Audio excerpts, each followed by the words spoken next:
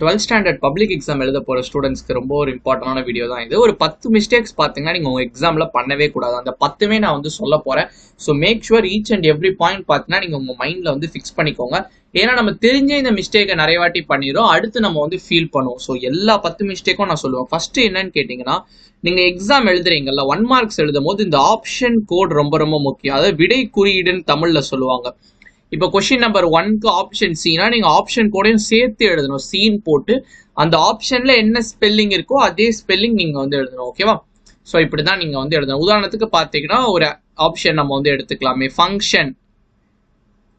இதுதான் பார்த்தீங்கன்னா உங்களுக்கு ஆன்சர்னா 1C ஃபங்க்ஷன். நீங்கள் இப்படி தான் வந்து எழுதணும். தமிழ்லனா அதுக்கேற்ற விடை குறியீடு உங்களுக்கு இருக்கும், கொஸ்டின் பேப்பரில் கொடுத்துருப்பாங்க, அதை நீங்கள் எழுதணும். இது வந்து உங்களுடைய ஃபர்ஸ்ட் மிஸ்டேக். ரெண்டாவது மிஸ்டேக் என்னன்னா, உங்களுடைய பர்சனல் டீடைல்ஸ் நீங்க உங்க எக்ஸாம் பேப்பர்ல எங்கேயுமே கொடுக்காதீங்க.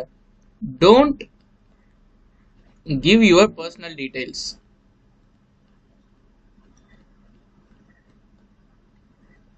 அதாவது சில கொஸ்டின்ஸ் உங்களுக்கு கேட்கலாம். எப்படின்னு கேட்டிங்கன்னா, ஒரு எக்ஸாம்பிள் எழுதுற மாதிரி இருக்கும். இப்போ இங்கிலீஷ்ல ஒரு லெட்டர் ரைட்டிங்கோ இல்லை பார்த்தீங்கன்னா கம்ப்யூட்டர் சயின்ஸில் ஒரு ப்ரோக்ராம்க்கோ நீங்கள் உங்கள் நேம் வந்து யூஸ் பண்ணக்கூடாது.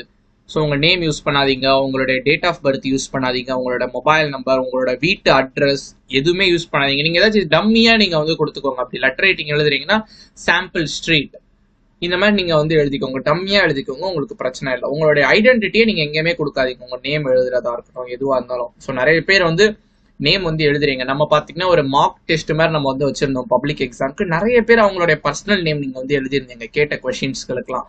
அந்த மாதிரி எதுவுமே பண்ணாதீங்க. உங்க ஐடென்டி டீடைல்ஸ் எதுவுமே நீங்க கொடுக்க தேவையில்லை. மூணாவது விஷயம் என்னன்னு கேட்டீங்கன்னா, இப்ப நம்ம கொஸ்டின் ஆப்ஷன் கூட எழுதுறோம்ல, இப்ப அடுத்த அதர் கொஸ்டின்ஸ்லாம் உங்களுக்கு இருக்கும். இப்ப சப்டிவிஷன் மாதிரி கேட்பாங்க சிலது 1 2ன்னு சொல்லிட்டு. ஸோ அந்த சப்டிவிஷன் கோடையே நீங்க வந்து கரெக்டா எழுதணும். ஏ சூஸ் பண்ணிருக்கீங்களா, பி சூஸ் பண்ணிருக்கீங்களா. உதாரணத்துக்கு பாத்தீங்கன்னா, இப்ப கொஸ்டின் நம்பர் 41ல பி சூஸ் பண்ணிருக்கேன், அதுல ஃபர்ஸ்ட் சப்டிவிஷன். கொஸ்டின் நம்பர் 41 பியோட செகண்ட் சப்டிவிஷன். இப்படி நீங்க வந்து தெளிவா நீங்க வந்து எழுதணும். இதான் உங்களுடைய மூணாவது மிஸ்டேக். அப்படி நிறைய பேர் வந்து பண்றது இல்லை. அதையுமே நம்ம வந்து ஒரு பாயிண்ட்ல வந்து வச்சிருக்கோம். இப்ப நாலாவது மிஸ்டேக் என்னன்னு கேட்டீங்கன்னா, நிறைய பேர் பாத்தீங்கன்னா ஒரே ஒரு பென் தான் எடுத்துட்டு போறீங்க. நிறைய பென் எடுத்துட்டு போங்க, அதுவும் நல்ல பெண்ணா எடுத்துட்டு போங்க. குட் பென்ஸ் எக்ஸாம் எழுதுறதுக்கு. ஓகேவா? அஞ்சாவது விஷயம் என்னன்னு கேட்டீங்கன்னா, எக்ஸாமுக்கு முக்கியமானது ஹால் டிக்கெட். ஆல் டிக்கெட்டை எடுத்துட்டு போயிடுங்க மறக்காம. ஸோ மோஸ்ட் ஆஃப் த ஸ்கூல்ல என்ன பண்ணுவாங்கன்னு கேட்டிங்கன்னா, ஆல் டிக்கெட் வந்து வாங்கி வச்சுப்பாங்க, அவங்களே எக்ஸாம் அப்போ எடுத்துட்டு வந்துடுவாங்க. ஸோ அந்த மாதிரி இருந்தால் நமக்கு வந்து பிரச்சனை இல்லை. சில ஸ்கூல்ல பார்த்தீங்கன்னா உங்கள் கையில் கொடுத்துருவாங்க, நீங்கள் தான் எக்ஸாம் அப்போ கேரி பண்ணிட்டு போகணும். ஸோ அந்த மாதிரினா கொஞ்சம் பார்த்து பத்திரமா கேரி பண்ணிட்டு போங்க. ஓகேவா? ஹால் டிக்கெட் ரொம்ப முக்கியம், அது இருந்தால் தான் எக்ஸாம் எழுத விடுவாங்க. ஆறாவது விஷயம் என்னன்னு கேட்டிங்கன்னா, இப்போ நீங்கள் ஏதாச்சும் ஒரு நோட்ஸ்ல படிக்கிறீங்க. இப்போ ஒரு நோட்ல நீங்க வந்து எழுதி படிக்கிறீங்க. நிறைய பேர் பார்த்தீங்கன்னா அந்த எழுதி படிக்கிற பழக்கம் இருக்கும், எழுதி படிப்பாங்க. ஈவன் அவங்க கிட்ட பாத்தீங்கன்னா கைடு இருக்கும், புக் இருக்கும், பட் அவங்க வந்து பாயிண்ட்ஸ் மாதிரி ஈஸியா ரிமெம்பர் பண்றதுக்கு எழுதி வச்சு படிச்சிருப்பாங்க ஒரு நோட்ல. ஸோ நாங்களுமே கூட பாத்தீங்கன்னா காலேஜ் டைத்துல அதெல்லாம் நாங்களாம் பண்ணியிருந்தோம். ஸோ அப்படி பண்ணும் போது பாத்தீங்கன்னா அந்த நோட்டை விட்டுட்டு போயிடுவோம், வீட்லயே விட்டு போயிடுவோம் அவசரத்துல. ஸோ அதனால நீங்க எதுல எழுதி படிக்கிறீங்களோ அந்த நோட்டை எடுத்துட்டு போங்க. ஏன் எடுத்துட்டு போங்கன்னா எக்ஸாம் ஆளுக்கு இல்லை. நீங்க சப்போஸ் சீக்கிரமா போறீங்க, இப்போ ஒரு எக்ஸாமுக்கு ஒரு 2 மணி நேரத்துக்கு முன்னாடியே உங்களை உள்ள இருக்க மாதிரி ஸ்கூல்ல வந்து வர சொல்றாங்க, ஒரு 7 மணிக்கே வர சொல்றாங்கன்னா, அப்ப நீங்க படிக்கிறதுக்கு உங்களுக்கு அந்த நோட் வந்து ஹெல்ப்ஃபுல்லா இருக்கும். அண்ட் செகண்ட் பாயிண்ட், இதுல நான் ரெண்டாவது பாயிண்ட்டும் இங்கேயே நான் வந்து ஆட் பண்றேன்.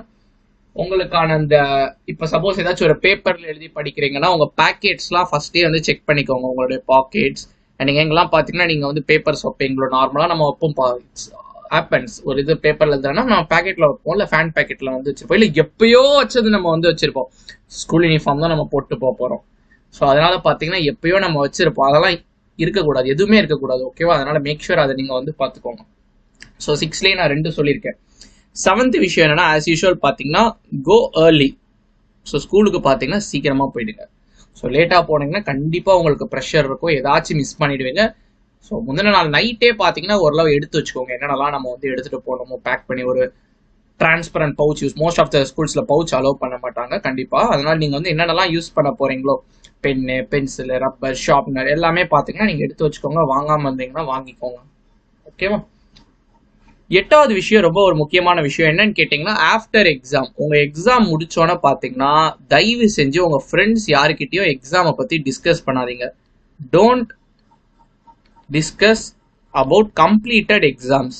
ஒரு எக்ஸாம் கம்ப்ளீட் பண்ணிட்டீங்கன்னா அந்த கம்ப்ளீட்டட் எக்ஸாமை பத்தி நீங்க வந்து பேசாதுங்க. ஒருவேளை அவங்க பேசிட்டு இருந்தாங்கன்னா அந்த இடத்த விட்டு நீங்க அப்படியே ஜஸ்ட் மூவ் ஆன் பண்ணிடுங்க. 9வது விஷயம் என்னன்னு கேட்டீங்கன்னா, உங்களுடைய எக்ஸாம்ல இருக்க எல்லா கொஸ்டினுமே நீங்க வந்து அட்டன் பண்ணுங்க. Try to attend all question.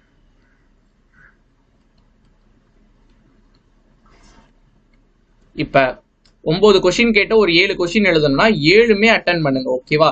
ஒன்னு தெரியல 6 தான் எழுதிருக்கு அப்படிலாம் பண்ணாதீங்க. 7வது வந்து ட்ரை பண்ணுங்க. அதே மாதிரி எக்ஸ்ட்ரா கொஸ்டின் சில பேர் எழுதுவீங்க. எக்ஸ்ட்ரா கொஸ்டின் எழுதாதீங்க. என்ன நடக்கும்னா, நம்ம இப்ப இப்படிதான் பண்ணிருப்போம். ஸோ மொத்தம் 3 கொஸ்டின் தான் எழுதணும்னு வச்சுக்கோங்களேன். நம்ம ஃபர்ஸ்ட் கொஸ்டின் எழுதிருப்போம், செகண்ட் எழுதிருப்போம், தேர்ட் எழுதிருப்போம், ஃபோர்த் எழுதிருப்போம். தேர்ட் நம்ம வந்து தப்பா எழுதிருப்போம், ஆனால் ஃபோர்த் வந்து கரெக்டா எழுதிருப்போம். ஆனா அவங்க என்ன பண்ணுவாங்க, லாஸ்டா நீங்க என்ன எழுதிருக்கீங்களோ, எக்ஸ்ட்ராவா எழுதிருக்கீங்களோ அதை தான் அடிச்சிருவாங்க. ஸோ அதனால அந்த எக்ஸ்ட்ரா கொஸ்டின் எழுதுறத விட்டுருங்க. ரொம்ப தெளிவா உங்களுக்கு கரெக்ஷன் பண்ணுவாங்க. எக்ஸ்ட்ரா கொஸ்டின்க்குலாம் மார்க் போட மாட்டாங்க. நம்ம ஸ்கூல்ல எழுதி நம்ம மார்க் வாங்கியிருப்போம், அது வேற விஷயம். ஓகேவா? ஸோ அதான் உங்களுடைய 9th பாயிண்ட்.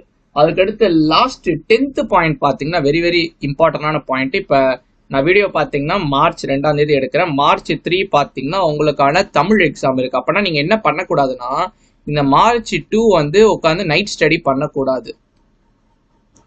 ஓகேவா? அதையும் நீங்க வந்து அவாய்ட் பண்ணுங்க. ஓகேவா?